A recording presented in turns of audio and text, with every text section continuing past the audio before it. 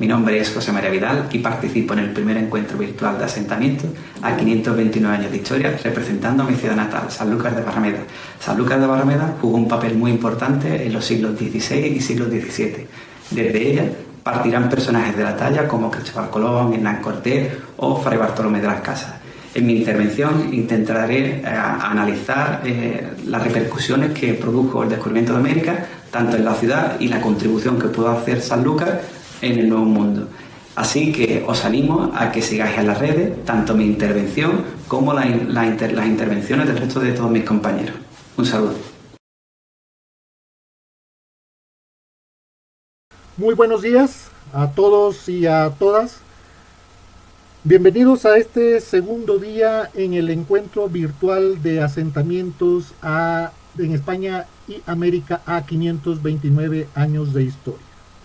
Hoy tenemos el gusto, tenemos el honor de tener entre nosotros al historiador José María Vidal de Sanlúcar de Barrameda, España.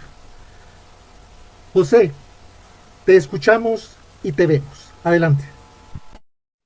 Hola, buenas tardes a todos desde España, buenos días desde allí desde México. Antes que nada, antes de comenzar, mientras voy cargando la presentación, agradecer a Edgar, agradecer a todos los compañeros que están haciendo que este encuentro virtual se pueda llevar a cabo. Un encuentro que creo que es muy enriquecedor y que nos puede proporcionar puntos de vista muy interesantes a los dos lados del charco, tanto para América como para nosotros desde aquí, desde la península. Bien, el título de mi presentación, de la primera parte que voy a llevar a cabo, se titula El papel de Sanlúcar de Barrameda en la encrucijada de la evangelización del Nuevo Mundo, expediciones misionales y repercusiones para la ciudad. Desde finales de la Edad Media, siglo XV y principios de la Edad Moderna, siglo XVI, Sanlúcar se va a constituir como un enclave comercial principal para la monarquía hispánica. Normalmente nos referimos a Sanlúcar como el lugar desde el que embarcaron personajes de la talla de Hernán Cortés, propio Cristóbal Colón en su tercer viaje, o Fernando de Magallanes y Elcano, de donde partieron y regresaron. Pero es verdad que al final estos grandes personajes nos eclipsan un poco y al final son un grupo minoritario de lo que realmente fue la población real que cruzó desde la península hacia el Nuevo Mundo y viceversa. Un grupo muy importante de esta población que va a cruzar hacia el Nuevo Mundo será la población religiosa. Y es aquí donde Sanlúcar de Barrameda va a jugar un papel muy importante. Y es lo que intentaré ir aportando a lo largo de mi intervención, viendo cómo la ciudad se constituirá como un enclave fundamental para el paso y para la realización de estas misiones, no solo en América, sino también en las colonias más orientales, en la zona de Asia o en otras zonas que iré explicando a lo largo de ellas. Bien, antes de comenzar con el tema de las misiones propiamente dichas, me gustaría realizar una introducción y esta introducción podría ser más una pregunta, ¿no? Como planteaban ayer, planteó la compañera Silvia la intervención de Palo de la Frontera, y puede ir un poco encaminado a por qué Sanlúcar. ¿Por qué Sanlúcar y no otra ciudad se va a constituir como lo que incluso se le ha denominado las puertas de América? Bien, uno de los elementos clave que hace a Sanlúcar, voy a poner el puntero, que hace que Sanlúcar se vaya a constituir como este enclave, va a ser su propia localización geográfica. Aquí hay un concepto que se está utilizando mucho en historiografía y creo que puede venir al uso y sobre todo representa, ¿no? eso de llamar a todo lo que es la Andalucía occidental y sur de Portugal, a toda esta zona, denominarlo como el Cabo Cañaveral del siglo XVI y siglo XV, sobre todo. Tenemos que tener en cuenta que a día de hoy esas misiones que quieren descubrir nuevos planetas, ¿no? Nuevos lugares, principalmente salen desde la base espacial de la NASA, que se encuentra en Cabo Cañaveral, y digamos que ese cabo cañaveral del siglo XV, siglo XVI, lo podemos encontrar aquí. Nos tenemos que remontar a estos siglos para comprender por qué Sanlúcar, una ciudad principal en este momento de la historia. Los portugueses ya avanzan, conquistan territorios al sur frente al territorio que dominaban los musulmanes, y no le queda lugar donde expandirse, porque los castellanos le van a cerrar en lo que es la actual zona de Huelva. Es por ello que a principios del siglo siglo XV, estos portugueses van a empezar a invertir y a desarrollar una importante exploración hacia el sur de África, intentando encontrar una alternativa con las rutas de las especias. Es aquí que comenzarán a surgir enclaves tan importantes como Sagre, Lagos, etc. También los castellanos, aunque todavía tenían territorio que conquistar frente a los musulmanes por el reino nazarí de Granada, no se querían quedar detrás y van a comenzar su expansión hacia el Atlántico, en un primer momento conquistando las Islas Canarias. Es por ello que ciudades como allí nos comentaban, Palos de la Frontera, Sanlúcar de Barrameda, que nos encontramos aquí, el puerto de Santa María, que estaría un poquito más acá, o Cádiz, van a empezar a tener una importante actividad comercial. Además, este territorio, cuando se reconquista frente a las tropas musulmanas, es una tierra muy, muy rica que empieza a llamar la atención de los comerciantes del norte de Europa, y estos comerciantes del norte de Europa van a empezar a establecer rutas comerciales con esta zona de la Andalucía occidental. Si vamos acercando un poco más el plano, llegamos ya a la propia ciudad de Sanlúcar. Tenemos que decir que la ciudad de Sanlúcar se ubica al margen izquierdo de uno de los ríos de la península más importante, que es el río Guadalquivir. Este río Guadalquivir conecta con ciudades tan importantes como Sevilla y Córdoba. Realmente el río Guadalquivir es navegable hasta Sevilla, ya hasta Córdoba es más complicado y tendrían que ser barcos de menor calado. Es por ello que a lo largo del siglo XV Sanlúcar va a empezar a crecer comercialmente. Una vez aclarado la situación geográfica de la ciudad, bueno, decir, aquí vemos cómo se extiende en la desembocadura y tenemos frente, que ayer también lo mencionaban en las conferencias, el Parque Nacional de Doñana, donde me ve, también podemos ver las marismas al fondo, y aquí toda esa costa de arena blanca que nos conectaría con un poco más distancia con Palos. Bien, una vez me ubicado y aclarado un poco la geografía de Sanlúcar, la propia localización geográfica, tenemos que tener en cuenta principalmente dos acontecimientos históricos que van a convertir a Sanlúcar, como hemos dicho, en un enclave tan importante. Este primer acontecimiento histórico será que el señorío de la ciudad, recientemente este territorio era una zona de dominio musulmán, donde al parecer se encontraba lo que se denominó el Alcázar de las Siete Torres. Este territorio, reconquistado recientemente, se le entregó a un personaje que ha pasado a la historia, Alonso Pérez de Guzmán, Guzmán el Bueno, se le entregó en 1297. Desde este momento, los Pérez de Guzmán van a establecer su capital en la ciudad de Sanlúcar y van a comenzar a realizar todo tipo de operaciones que van a ir creciendo la importancia de este pequeño núcleo urbano medieval. Para que nos hagamos una idea de la importancia que va a ir ganando la familia de los Pérez de Guzmán, aquí tenemos este mapa elaborado por Luis Parejo para la Fundación Casa Medina Sidonia, y nos podemos hacer una imaginación del poder real que tuvo la Casa Medina Sidonia a finales de la Edad Media, a principios de la Edad Moderna. Este mapa sería de las posesiones ducales durante el siglo XVI. Podemos ver con tonos más suaves de azul y de naranja lo que son las actuales provincias de Huelva y de Cádiz.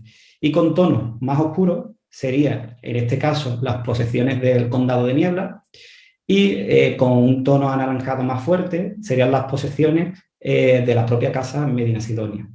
Todos estos dominios, todos estos importantes núcleos y toda la zona de la costa de Andalucía occidental va a estar gestionado por los Pérez de Guzmán y administrado desde la capital de sus estados, Sanlúcar de Barrameda. Es por ello que la ciudad va a ganar importancia. Además, tenemos que recordar que también en el siglo XVI esta familia ostentaba un título que le otorgaba mucho poder, como es el capitán, los capitanes generales de las costas occidentales de Andalucía. ¿Qué atribuciones tenía este cargo? Pues tenía todo lo que es la protección y seguridad de estas costas, con la seguridad tanto de cuando zarpara la flota de India como cuando llegara. Esto hacía que el duque de Medina Sidonia tuviera una carga política y un dominio muy importante. El segundo hito que tenemos que tener en cuenta y que va a marcar la historia de la ciudad es, en un primer momento, el descubrimiento de Colón en 1492 del continente americano, y en 1503 el establecimiento de la Casa de la Contratación en Sevilla. Como vemos, Sanlúcar se ubica a la desembocadura del río Guadalquivir y juega un punto muy estratégico a la hora del tránsito de los barcos a lo largo de este río y de comunicar la ciudad de Sevilla, que es una ciudad que se encuentra en el interior, con la salida al mar. Este momento va a marcar, este acontecimiento lo que va a marcar es que a la ciudad empieza a llegar un importante tránsito y un importante número de población, que lo que viene es hacer negocios o intentar poder zarpar con la flota hacia el Nuevo Mundo. Aquí tenemos un plano del siglo XVIII del río Guadalquivir y lo he traído aquí un poco para que nos hagamos una idea de la dimensión del propio río. Aquí donde se encuentra la letra A, se encuentra más o menos aproximadamente la ciudad de Sevilla. Y como vemos, tiene una difícil comunicación con el Océano Atlántico. ¿Esto qué hace? Que al final Sevilla necesite de Sanlúcar de Barrameda para poder llevar a cabo todas sus operaciones. Los barcos que tienen un importante calado no van a poder remontar el Guadalquivir hasta la zona de Sevilla. Es por ello que estos barcos van a ser detenidos aquí en Sanlúcar de Barrameda y van a tener que descargar parcialmente o por completo su carga para poder ser transportada en otros barcos de menor calado hacia la ciudad. También por comodidad muchas veces es más cómodo organizar la flota, organizar el cargamento de los barcos, reunir a las personas aquí en la propia desembocadura. ¿Por qué? Porque al final todo lo que es la navegación por el río es complicado. Aquí tenemos unas vistas de Sanlúcar, son las primeras que se conservan del año 1567, encargadas por Felipe II a Antonio de Van der Weyden, conocido coloquialmente como a Antonio de las Viñas. Y ya podemos ver cómo la ciudad, que se ubica en una barranca que crea dos barrios, Barrio Alto, donde está el núcleo medieval, y Barrio Bajo, donde por fuera de ese perímetro de muralla medieval comienza a surgir una nueva ciudad. Una ciudad con un trazado de calles abiertas, con grandes casas coloniales, una ciudad que se le ha llegado a denominar esa ciudad americana, frente a la ciudad medieval que encontramos en el Barrio Alto. A la ciudad van a ir llegando una importante cantidad de personas, dado que cuentan con una posición geoestratégica clave para comerciar con América. Pero en el caso de los religiosos se van a ver beneficiados de dos factores más. El primero, el propio mecenazgo de la Casa Ducal de Medina Sidonia. Tenemos que entender que esta familia, que tiene concentrado todo su dominio en la capital de sus estados, lo que quiere es proyectar una imagen de una capital poderosa, de una capital lujosa. Y es por ello que todos estos religiosos que van a llegar a la ciudad, y como iremos viendo a lo largo de la intervención, van a ser bien recibidos, bien tratados, y en el caso en el que se realice una fundación, ellos van a realizar un importante mecenazgo y patrocinio. Además, todo este trasiego que va a convocar la actividad mercantil de la propia ciudad va a permitir que los conventos sanluqueños puedan obtener una cantidad de ingresos superior a una zona en la que no existiera este tránsito. Es decir, todos los marineros, todos los comerciantes que van a ir pasando por la ciudad de Sanlúcar, va a ir dejando esas limosnas que va a permitir obtener unos ingresos extras para estos conventos. Una vez comprendido digamos, el por qué Sanlúcar y no otra ciudad va a obtener este privilegio y este enclave fundamental en el contacto con América, me gustaría aclarar brevemente un poco el significado de evangelización. Desde la concesión de las bulas alejandrinas en 1493, la empresa indiana se va a revestir de un profundo sentido religioso. Los reyes católicos, en un primer momento, y los posteriores reyes, se van a preocupar por evangelizar todos los habitantes que se vayan descubriendo en las nuevas tierras que se van explorando y conquistando. Pero tenemos que entender una cosa, la evangelización no es solo, y la finalidad de la evangelización no es solo que los habitantes de estos lugares remotos abandonen sus tradiciones para adoptar una nueva religión, el catolicismo, sino que hay algo más allá. El catolicismo aporta un estilo de vida, aporta unos valores, aporta una cultura política y también, igual que estaba pasando en la península, que se busca homogeneizar todas las religiones, expulsión de los judíos en 1492 y ya luego también de los mudéjares, también se va a pretender esta homogeneización de los súbditos en los territorios de ultramar. La labor también, hay que entender, la labor también de estos frailes, de estos misioneros, no va a ser solo la de la mera conversión y alfabetización, sino que ellos se van a convertir en importantes agentes para la monarquía, unos importantes funcionarios que van a permitir que la monarquía pueda controlar y conocer mejor cómo está la situación en las colonias. Y aquí, por ejemplo, encontramos un pequeño fragmento de un memorial de los jesuitas dirigido a Carlos II, que se encuentra en el archivo general de la Fundación Casa Medina Sidonia, aquí en Sanlúcar de Barrameda, y vemos cómo estos jesuitas que están en las Islas Marianas aportan información de cómo es la vida diaria en las colonias y de algo tan, digamos, anecdótico, pero que puede resultar muy importante, como es conocer la alimentación de estos lugares. Bien, una vez introducido y haber visto, hacemos un breve repaso, hemos visto cómo Sanlúcar es importante porque tiene una posición geográfica privilegiada, porque tiene una familia nobiliaria, que son los duques de Medina Sidonia, que permiten que Sanlúcar crezca comercialmente, y luego se va a ver beneficiada por el establecimiento de la Casa de la Contratación en Sevilla, y todo el monopolio comercial tiene que pasar por enfrente de sus costas, ya que está de la desembocadura del río Guadalquivir. Una vez que hemos visto esta introducción, nos vamos a adentrar en ver un poco cómo fue el paso de las diferentes misiones a lo largo de la ciudad. Y esto que nos llevamos a esta parte, ¿no?, que se titula La labor misional de las órdenes religiosas a su paso por Sanlúcar. Ya fuera por el propio mecenazgo de la Casa Ducal o por el interés de estos frailes de establecerse en la ciudad de Sanlúcar, vamos a ver en este cuadro resumen el espectacular incremento de fundaciones conventuales que se van a llevar a cabo en la ciudad. Esta ciudad, que incluso se le va a llegar a denominar ciudad-convento, va a pasar a tener a lo largo de la Edad Moderna 17 fundaciones. Estas 17 fundaciones, en 14 de ellas, la familia ducal participa de forma activa y directa. En las otras, participa de una forma más secundaria. Sobre todo vemos cómo principalmente se va a producir un incremento muy importante a partir de la fecha 1519.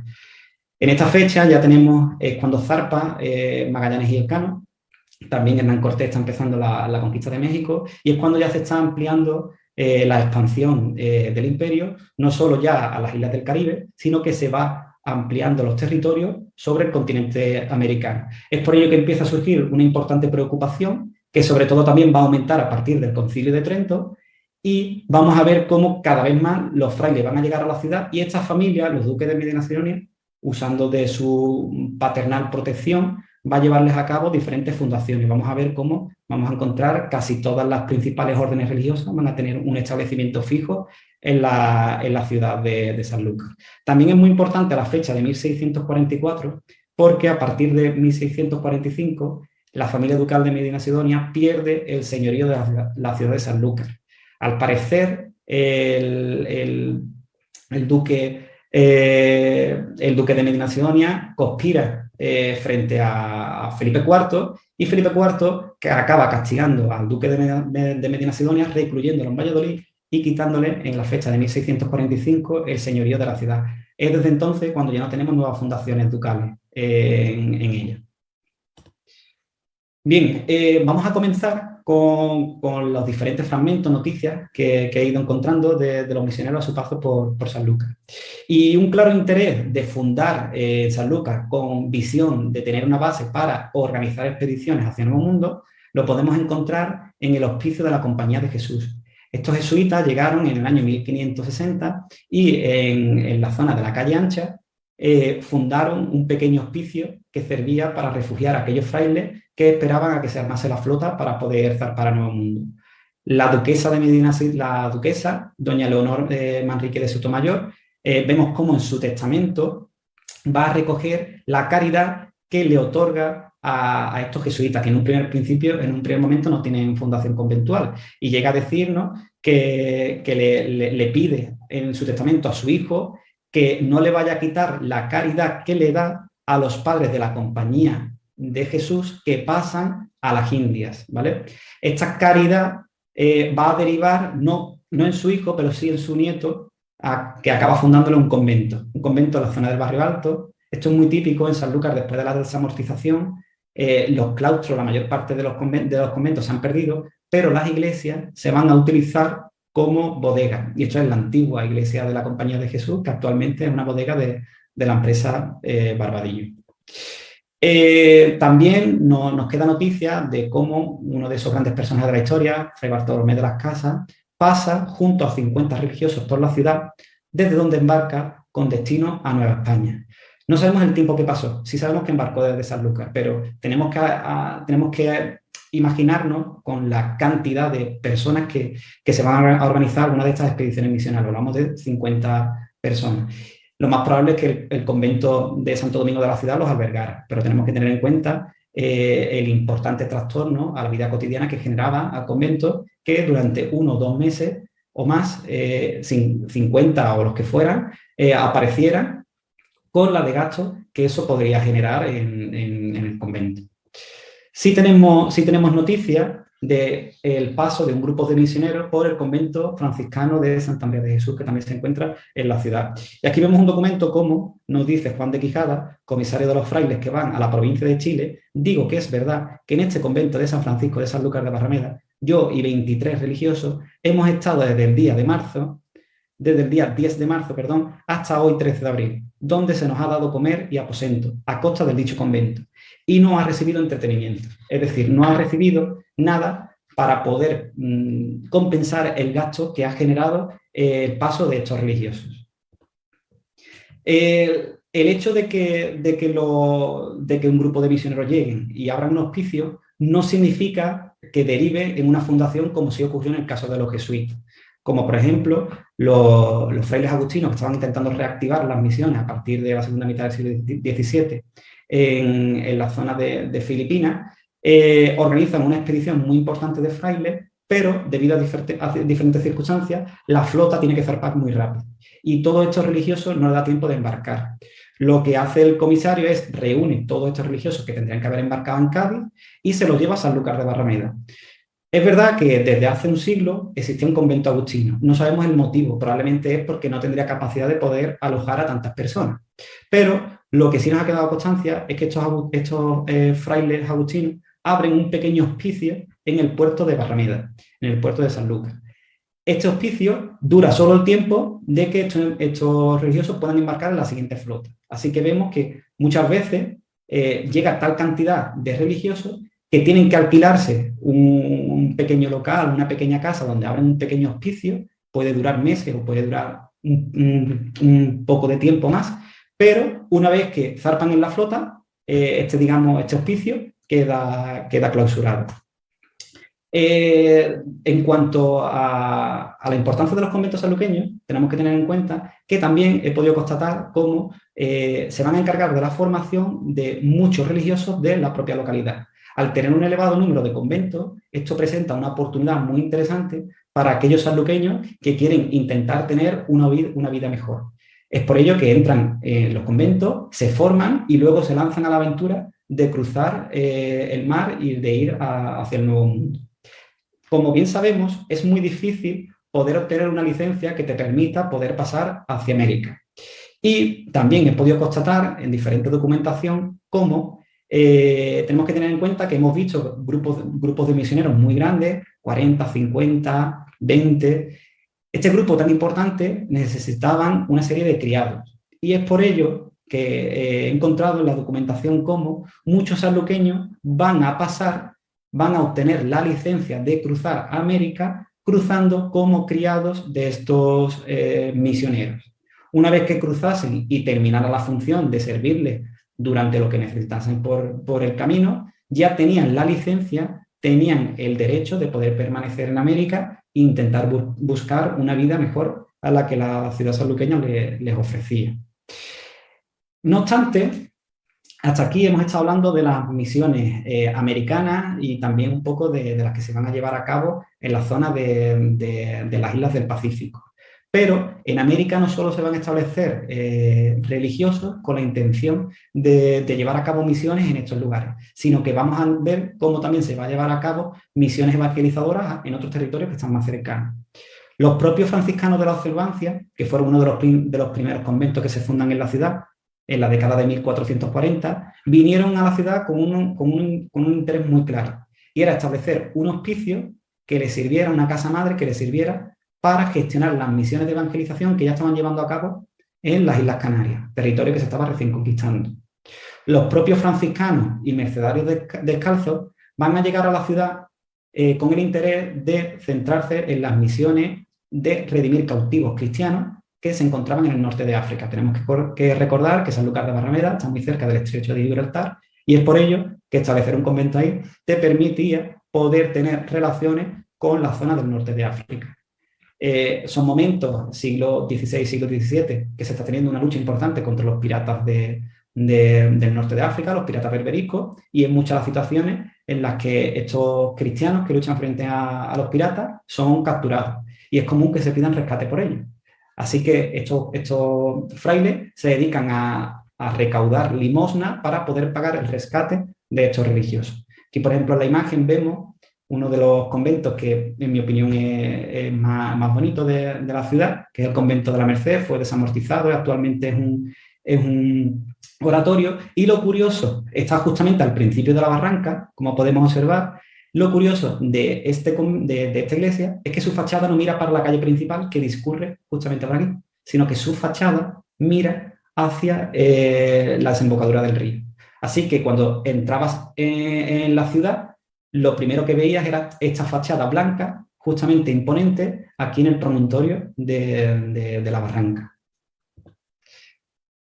Un caso muy especial y muy curioso es el Colegio Inglés de San Jorge. Como hemos visto, a finales del siglo XV, principios del siglo XVI, la ciudad va a crecer comercialmente mucho. Y el duque va a traer a la ciudad importantes comerciantes de diferentes lugares de Europa. Es por ello que se van a establecer en la ciudad colonias de comerciantes ingleses y bretones, entre otras naciones. El duque Juan Alonso, en 1517, concede las licencias pertinentes para que los comerciantes ingleses puedan crear una pequeña iglesia, que es la que vemos aquí, dedicada a su patrón, a San Jorge, en la ciudad. A finales de este siglo, y debido a los enfrentamientos que tenía Felipe II con la reina Isabel I, este pequeño colegio va a quedar un poco abandonado hasta que se ha cedido a Robert Persson, que es un jesuita y su grupo, ¿vale? Lo que van a establecer aquí Robert Persson es un colegio que forme a jesuitas católicos para luchar contra el avance del anglicanismo en territorios ingleses. Bien, también vamos a tener conventos en la ciudad que van a tener un carácter un poco más importante, digamos, dentro de la labor misional, no simplemente ya como lugar de hospedaje.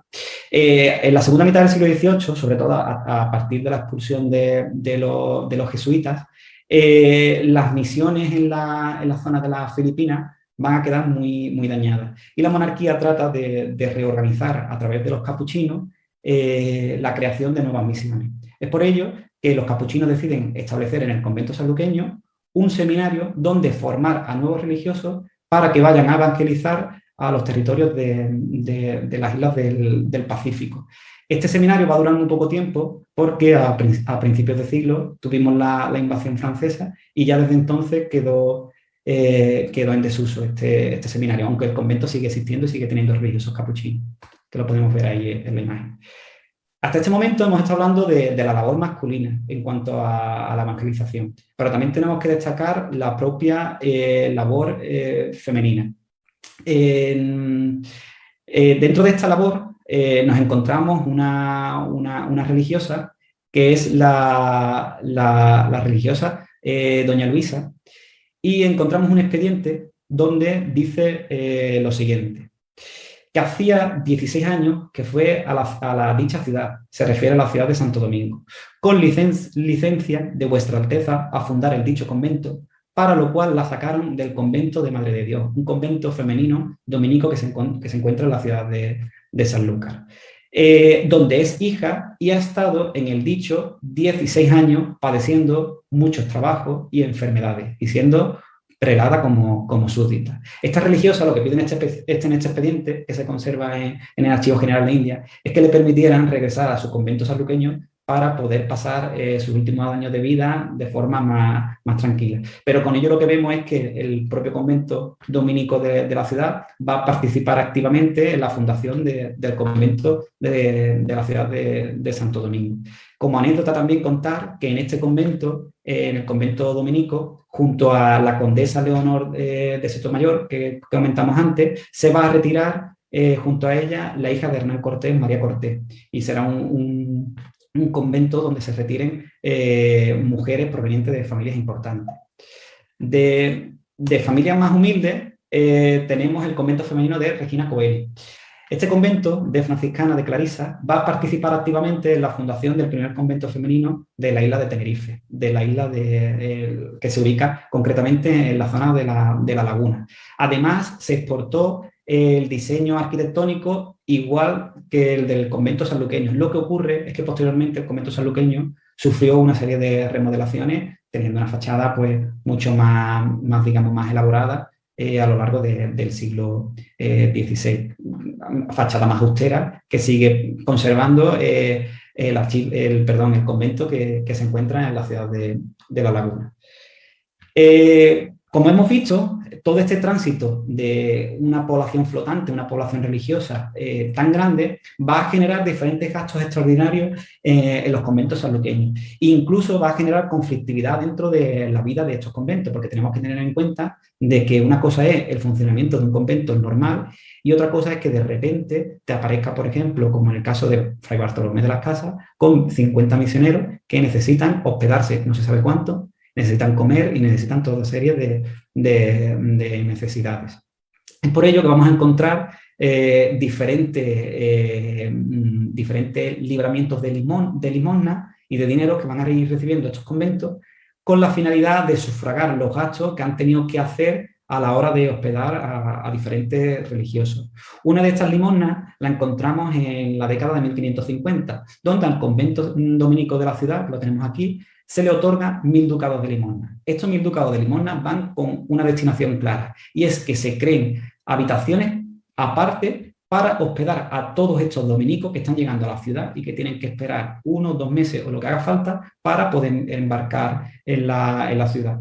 Es por ello que vamos a encontrar en muchos casos conventos que van a tener una envergadura muy grande. No vamos a llegar al extremo que sí se va a desarrollar en el Nuevo Mundo, que son esos macroconventos, pero por ejemplo, como podemos ver, aquí en el convento de Santo Domingo vamos a encontrar conventos de un tamaño bastante importante. Además, el Nuevo Mundo va a permitir también el poder obtener, los religiosos van a poder obtener una cantidad de ingresos interesantes a la hora de realizar diferentes trabajos. Hemos visto cómo los conventos de la ciudad ya de por sí tienen beneficios de tener una familia educada que constantemente les está haciendo donaciones, les está haciendo mecenazgo y los protege. También vemos cómo toda la población que pasa por Sanlúcar, tanto con carácter económico o el que fuera, va a ir dejando sus diferentes limosnas, pero que tenemos un caso muy particular y es el caso de Fray Pedro Buceta. Fray Pedro Buceta era un religioso del convento de San Francisco. Tenemos que recordar el convento de San Francisco, uno de los que primero se funda. Su iglesia se encontraba en muy mal estado y ya a principios del siglo XVIII se quería llevar a cabo la nueva construcción de una nueva iglesia. Como este religioso era ingeniero, viajó hasta en 3 ocasiones a Nueva España para realizar diferentes trabajos relacionados con cañerías. Por ejemplo, uno de los trabajos que realizó fue en la ciudad de Veracruz, donde construyó diferentes canalizaciones para llevar agua potable a la ciudad. Con el dinero de estos trabajos va a ir costeando la construcción del último gran templo que se va a llevar a cabo en la ciudad, que es la iglesia de San Francisco, que al final quedó inconclusa, como podemos ver aquí en la imagen. Aquí le faltaría una torre de campanas que al final no se llevaron a cabo por la pérdida de ganancia económica que va a ir produciéndose en la ciudad. Me gustaría concluir con las principales repercusiones que van a generar todo este tránsito, toda esta importancia de organizar diferentes misiones evangelizadoras de Sanlúcar de Barrameda, con principalmente dos ideas básicas. Ya fuera o por el propio mecenazgo de la Casa Ducal como prestigio o por el propio interés de las órdenes religiosas, la ciudad de Sanlúcar, aquí tenemos un plano del siglo XVIII, va a llegar a albergar, como hemos dicho antes, 17 fundaciones conventuales. Tenemos que tener en cuenta que además de estas fundaciones, los propios conventos van a ser propietarios de gran parte de las construcciones de la ciudad, ya que ellos es común que compren habitaciones, que compren casas, para luego ir arrendándolas y ganando un dinero con el que poder sustentarse. Es por ello, como podemos observar ahora, gran parte del núcleo urbano va a estar dominado por esta población religiosa. Y es por ello lo que decíamos que a Sanlúcar se le ha llegado a denominar como una ciudad convento.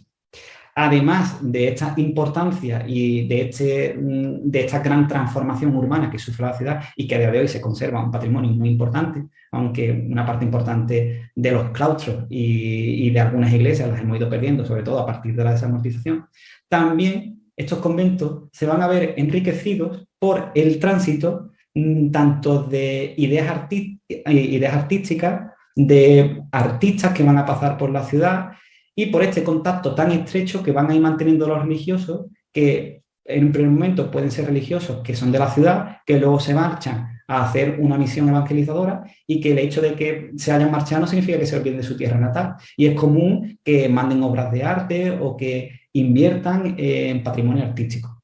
Y es por ello traigo aquí un ejemplo de los muchos que conservamos, y como sé que hay muchos compañeros de la región de Zacatecas, en el convento de dominicos de la ciudad se conserva una copia de Nuestra Señora del Refugio de Pecadores de Zacatecas. Aquí vemos el original que se conserva en el convento de Guadalupe de la ciudad de Zacatecas, y aquí vemos esta copia. Con esto que vemos, que al final a veces ese mundo que vemos tan separado no lo estaba. Y esas tradiciones, esas creencias, esa cultura que tenemos al otro lado del océano también nos llegaba, igual que también llegaba desde aquí hacia allí. Por ejemplo, la patrona de la ciudad de Sanlúcar es la Virgen de la Caridad, y cuando se funda la hermandad de esta patrona, es común encontrar gente que vive en la ciudad de Santo Domingo, por ejemplo, y que es devota a la Virgen de la Caridad. ¿Por qué? Porque probablemente antes de zarpar estuvo aquí, pudo visitarla, pudo encomendarse a ella, y se mantiene esta devoción con este contacto tan estrecho. Por último, al final, siempre que tenemos a lo largo de la historia un periodo de esplendor, luego nos llega otro en el que este esplendor nos acaba. El esplendor de Sanlúcar llega en dos momentos. Uno ya lo he comentado, la pérdida del señorío de la ciudad en 1645 por parte de la familia de los duques de Medina Sidonia, que eran los grandes responsables de todo este patrocinio y de todo este cuidado que desarrollaban alrededor de la ciudad. Y en otro momento llega a final del siglo XVII, principio del siglo XVIII, cuando se va a ir trasladando el monopolio comercial desde Sevilla a Cádiz. Cuando Cádiz vaya creciendo comercialmente, Sanlúcar irá quedando desplazada. Y es por ello que nos ha quedado un testimonio para la historia, que se conserva en el libro de protocolos del convento de los frailes agustinos. Y leo el siguiente fragmento que yo creo que es concluyente. Dice: si no hubiera su majestad quitado este lugar al duque, ni tampoco faltado a él las flotas y galeones, estuviera hoy este convento de diferente modo, pues desde el año 1655 hasta este presente de 1722 se halla con el menoscabo casi de 700 ducados de renta anual, por el motivo de estar su mayor parte en casa y estar arruinadas por haber faltado el comercio y por no haber quedado un tercio de su vecindario. El siglo XVII fue un siglo, sobre todo a partir de la segunda mitad, duro para la ciudad, pero a partir del siglo XVIII se retomaron estas relaciones con América, son muchas las familias que se establecen, son muchos los cargadores de India, como les llamamos aquí, que llegan y que van estableciendo comercio, pero ya no con el esplendor que encontramos en el siglo XVI. Es por ello que estos conventos sanluqueños cada vez van a ir perdiendo importancia y número de población. Bien, con esto acabo mi primera intervención relacionada con la historia, y ahora lo que trato de forma muy breve y muy general es de proporcionaros una visión de cómo es la Sanlúcar actual, qué es lo que ha quedado y actualmente qué destaca del núcleo. La imagen que aparece al fondo en la Plaza del Cabildo es una de las imágenes, digamos, más icónicas actualmente de la ciudad, ya que en ella se reúne, hay muchos bares, se come muy bien, y es, digamos, esa Sanlúcar americana, esa Sanlúcar que se va abriendo con grandes plazas, con grandes calles, grandes casas señoriales, y esa Sanlúcar que todavía conserva ese momento de esplendor. Actualmente Sanlúcar es uno de los enclaves principales del turismo no solo gaditano, sino andaluz, y no solo destaca por ser un enclave turístico fundamental, sino que tiene, por ejemplo, un sector primario que es clave, ya que tiene una huerta muy importante, tiene unos productos marineros de primer orden, y también tiene una industria relacionada con el sector primario muy importante, ya que, por ejemplo, en la ciudad tenemos una denominación de origen de vino propio, que es la Manzanilla, y esto hace que la ciudad sea un punto clave para poder venir a ella, ya que no solo disfrutamos de un patrimonio histórico inigualable, sino que en ella podemos disfrutar también de una gastronomía que nos aporta historia, cultura y buen sabor. Pilares que destacaría de Sanlúcar en la actualidad. Es difícil, son muchos los puntos fuertes, pero los he resumido en 3. Patrimonio histórico. Si podéis observar la imagen que aparece de fondo, es la imagen del archivo que se conserva en la ciudad, en el Palacio de los Duques Medina Sidonia, en la última planta.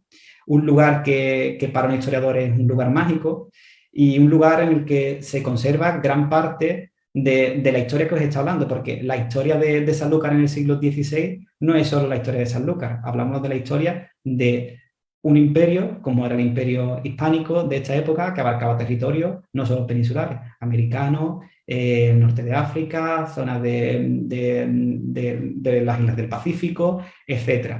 Para reconstruir todo ese pasado, este archivo nos proporciona un punto de vista muy rico y muy amplio, y os recomiendo que si alguna vez podéis hacer disfrute de él, lo hagáis. Cultura. Sanlúcar destaca por tener unas festividades muy amplias. Una de ellas, y es icónica, y está de aniversario, está de 175 aniversario, son las carreras de caballo que se producen en la ciudad, además de la Semana Santa y la feria, entre otras. Y luego la gastronomía. La gastronomía, destacando pues nuestros productos estrella, que puede ser, digamos, el langostino, la cebía, nuestros caldos marineros, nuestros arroces, nuestra manzanilla, y una gastronomía muy amplia, que al final es una gastronomía que es heredera de todo este patrimonio histórico-cultural, de contactos con todos estos lugares tan alejados. Al final, por mucho que intente describirlo, siempre se dice que vale más una imagen que 1000 palabras, y es por ello que os voy a poner un vídeo que elaboró el Ayuntamiento de Sanlúcar el año pasado para la Feria Fitur. La Feria Fitur es la feria de turismo más importante que se lleva a cabo en España, y me parece un magnífico vídeo donde se muestran las virtudes de la ciudad. Espero que os guste. Sanlúcar es una mezcla de un todo. O sea, Sanlúcar se globalizó mucho antes que el resto de Europa. Tuvo la primera calle empedrada de España. La primera vuelta al mundo es un acontecimiento épico. Sanlúcar era una especie de Cabo Cañaveral. Lo que hoy pretende ser Europa ya lo era hace 500 años. Te convierte en el centro motor de esa expedición. La gente de Sanlúcar tiene una especie de pudor para no darte la tabarra. Al contrario, para contagiarte la alegría. Por eso la gente que viene a Sanlúcar se queda prendada de Sanlúcar. Aquí en Sanlúcar, aunque uno venga solo, siempre está acompañado, porque siempre te encuentras algo. Es una ciudad que permite la conexión con el visitante. Los días aquí son más largos que en el resto de Europa, eso es evidente, y eso se refleja en el arte y también en el carácter y en la forma de ser. Yo creo que hay pocas ciudades en el mundo donde se pueda disfrutar de ese contraste luminoso. Dependemos de la luz, sin duda. El clima evidentemente favorece todo el paisaje que nosotros vemos, la huerta, el río, la pesca, todo esto es porque es un clima bondadoso. Donde esto sabe muy bien la manzanilla, esto no se ha podido repetir en ninguna otra parte del planeta. Sanlúcar es el huerto, yo creo, de Andalucía. Estamos rescatando formas de encontrar lo mejor de verdura en técnicas tradicionales. Se hace en una tierra milenaria y eso le da también un sabor y un olor característico. Somos los mayores productores del mundo de boniato y todos reconocidos por las arenas finas nuestras de Sanlúcar. Seguro que nadie en España ignora que venir a Sanlúcar supone comer maravillosamente bien. La manzanilla es el primer vino de crianza biológica del mundo. Nuestro vino es único en el mundo, que también somos afortunados. El vino es de una singularidad excepcional. ¿Gracias a qué? Pues precisamente a ese paisaje, a ese clima y a esa luz.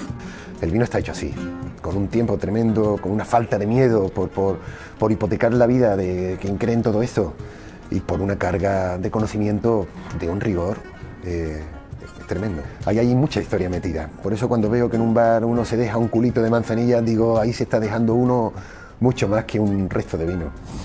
Sanlúcar mira hacia Doña Ana y Doña Ana mira hacia Sanlúcar. Una de las playas más extremas y distintas que puedas tener, le acompaña otra playa enfrente. Un lujo para España, un lujo para Europa, un lujo para el mundo. Cualquier foto de Sanlúcar es reconocida mundialmente. Eso no lo tienen todos los pueblos ni todas las ciudades. Creo que hay muy pocos lugares como este en el planeta. No hay unas carreras como las nuestras. Correr en el paraje que corren con esa puesta de sol. Los caballos corriendo en la bajamar, con las barcas meciéndose en la bajamar suavemente, con el coto de Doña Ana enfrente. Los sonidos son de una riqueza bellísima y los colores multiplican de manera atómica todo lo que está pasando en esa playa. Cualquier imagen de caballos en la playa, en una playa, todo el mundo sabrá que estamos hablando de Sanlúcar. Yo creo que es único también en el mundo. La piel lo nota tu intelecto, lo nota tu espíritu. Sanlúcar huele a mar, hay días que te penetra este olor. Y huele a mundo del bonito. Hay muchos lugares bellos en el mundo y Sanlúcar es uno de ellos. Y te das cuenta del rastro de las personas que vivieron antes que nosotros en esta ciudad. Qué barbaridad de edificaciones hay en esta ciudad. ¿Que por qué vivo en Sanlúcar? El ritmo de la vida, que es tan importante, el ritmo de la manera de hablar, la manera de relacionarse unos con otros, esa porosidad que tiene Sanlúcar para que nadie se sienta extraño ni para que nadie pueda sentirse más que los demás. Hay algo que lo hace necesario para mí y es el regresar. Yo regreso siempre a Sanlúcar. Un sanluqueño que ha migrado vuelve siempre a Sanlúcar. Sanlúcar es acogida. Inmensidad. El paraíso. Afición. Sanlúcar es producto de calidad. Emprendedores. Pasión. Principio y final. Puro espectáculo. Puerta de América. Sabor, olor y textura. Es crianza. Manzanilla en rama. Sanlúcar es alegría. Es un sitio memorable. Cada persona que llega aquí puede encontrar lo que realmente busca. El privilegio que tenemos los sanluqueños. La joya de Cádiz, de la provincia de Cádiz. Sí, es un lugar acogedor, digno de que se conozca, que se disfrute y se vive.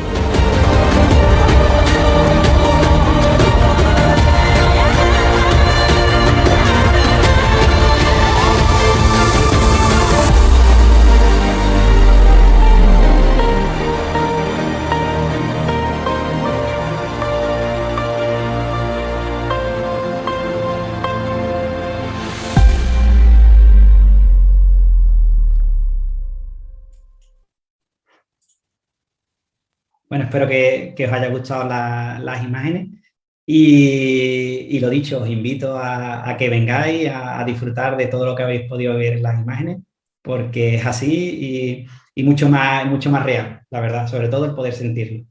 Muchas gracias.